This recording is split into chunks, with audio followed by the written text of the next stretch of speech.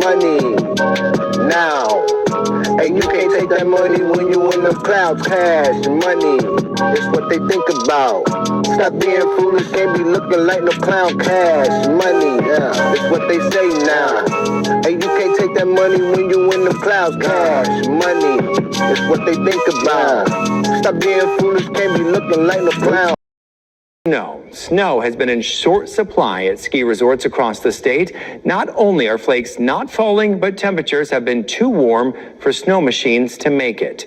TV5's James Felton went to Mount Holly Ski Resort, where they're having a rough start to the season. Patrons that come out, our staff. Snow lovers are hating the fact that toasty December days have made skiing impossible at the Mount Holly Ski Resort. High temperatures in the mid-30s. Now, these temperatures will slip ever so gently as we head toward New Year's. We'll even talk about a chance of patchy flurries.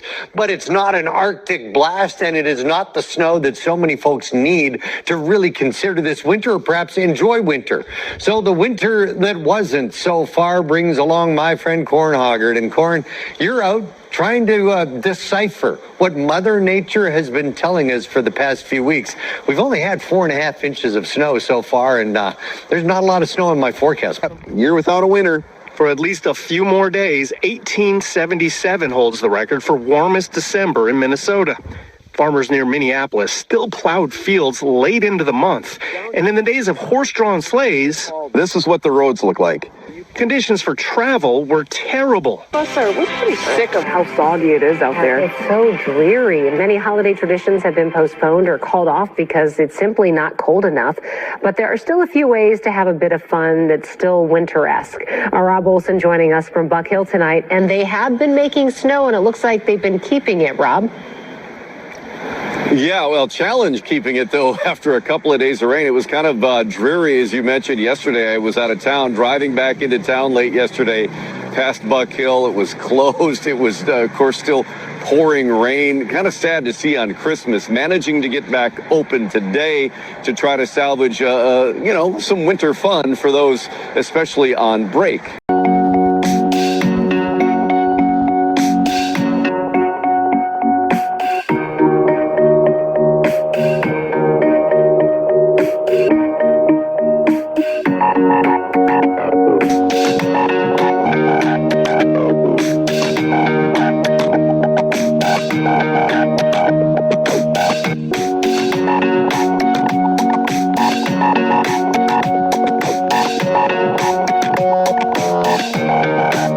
Thinkers of universities, of think tanks, of academics, of practitioners from around the world that are committed and unified by their focus on sustainable development. SDSN has an incredibly important role to play. First, as a convener of academic disciplines across the board, because one of the realities of the SDGs is but from the field of public health, from the field of education, from the field of biology, from the field of chemistry.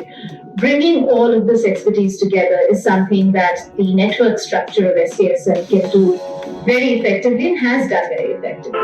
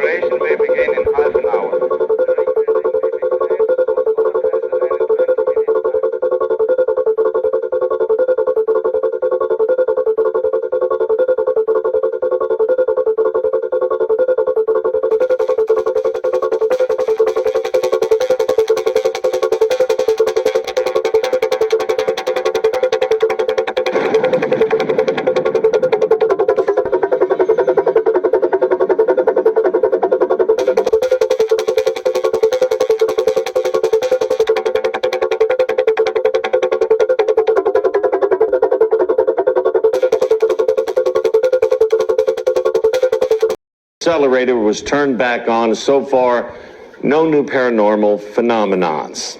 I did some research this morning, and I don't really understand what it is either, but the experiment is making some nervous that it could create a cosmic black hole. Ariane Daytil verifies what we know about the particle experiment. Could turning on this machine create a black hole? This is the Large Hadron, largest particle accelerators in the world, operated by the European Organization for Nuclear Research, known as CERN. On July 5th, it was powered up after a 3-year upgrade and maintenance hiatus. The news prompted conspiracy, with people speculating what might happen after the machine was turned on.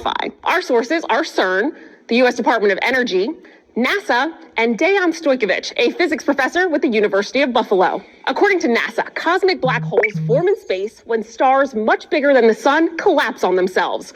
The result is, quote, gravitational fields so strong that nothing, not even light, can escape in nearby material and, quote, eat it. The CERN LHC can't create a cosmic black hole, but here's what it can do.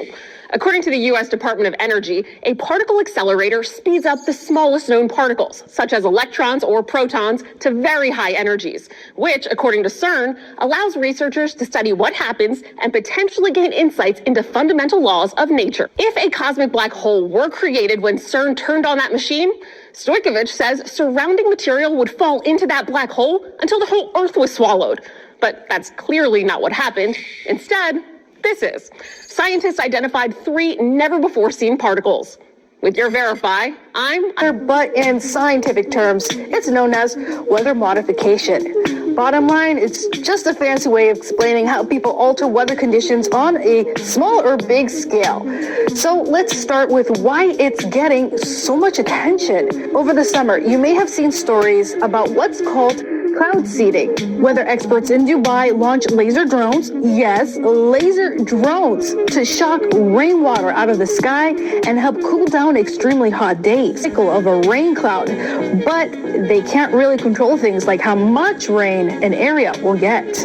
And this idea of cloud seeding isn't a new one. Since the 1940s, silver iodide and other chemicals have been released by planes up in the atmosphere to help with the development of clouds and help kickstart some rain, trying to recover from droughts and to help replenish those water supplies, like in Dubai. It can also be used for helping to clear out fog or even reducing the amount of hail in a storm. Cloud seeding isn't that reliable. It's also not that cost effective. Not every cloud can be seeded, and it is difficult to know how much rain or snow will be created, especially in more complex